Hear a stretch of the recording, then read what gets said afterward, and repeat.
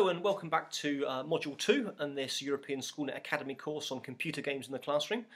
We're thinking about using games for thematic learning during Module 2. In the last part of the unit we talked a little bit about what we meant by thematic games and project-based learning and contextual hubs. And in this short unit I'm going to take you through an example using the computer game Wall-E. Now the reason that I'm using this as an example is that even though you might not have played the computer game, you've probably certainly seen the film. So what I want you to do is to think a little bit about the story behind the film, because any computer game which is based on a film, will have a similar storyline, but obviously there's gameplay and interactivity that's involved. Now on the face of it, if I asked you the question, how could Wall-E support the curriculum? You might say to me, that's got nothing to do with what I have to teach the children in my class. Yet, a creative teacher, and indeed many of you will probably be thinking, actually, Wall-E is nothing to do with what I have to teach the children in my class, but maybe I can use this as a context for learning to reinforce some other key curriculum ideas. For example, the film is set in space on a planet, and that gives me a context for teaching about space and the solar system, and that some planets have got oxygen on them and gravity changes as you move from planet to planet. All kinds of rich scientific activities in there. You might be thinking to yourself, well, Wall-E himself is a robot, so that gives me a good opportunity to teach about robotics and command and control. If you've seen the film, you'll know that actually the planet that Wall-E lives on is a big refuge tip. He goes around recycling goods, so maybe that gives you a context for teaching about the environment, teaching about recycling. And if you've really watched the film, you'll understand that, it's a robot living on a planet, but actually it's really a film about friendship and relationships. And maybe, just maybe, you can use this as a game to introduce some of those difficult concepts which sometimes children struggle with. Bullying, loneliness, and empathy.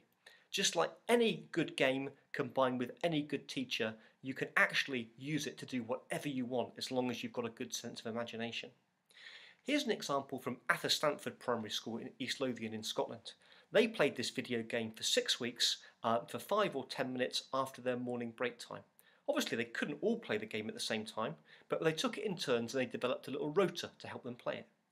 As some of the children were playing the game, other children wrote down the data that they created. And that's one of the great things about games, is they spit out data, whether it's your high score or the amount of gold coins that you collect. They spit out lots and lots of numbers. And what they did after they collected this data is they gave this data to their teacher, and the teacher used that in order to start off the numeracy lesson, the mathematical lesson that they always had after break time. And of course the interesting thing about it is because the children had collected the data themselves and they could remember collecting the data and they'd seen each other collect the data, there was something about that which made the information authentic, rather than just doing simple math exercises from a textbook. The children really bought into it because they collected the data themselves. Again, a really interesting example, of how a game can be used in a different type of way. They did lots of other things as well. They worked individually, for example, on some project work around robots, and they researched robots, and they even designed their own robots. One of the things that they did, linked into the game, is one day they came in dressed up as robots, but they dressed up as robots using things that they'd recycled from home.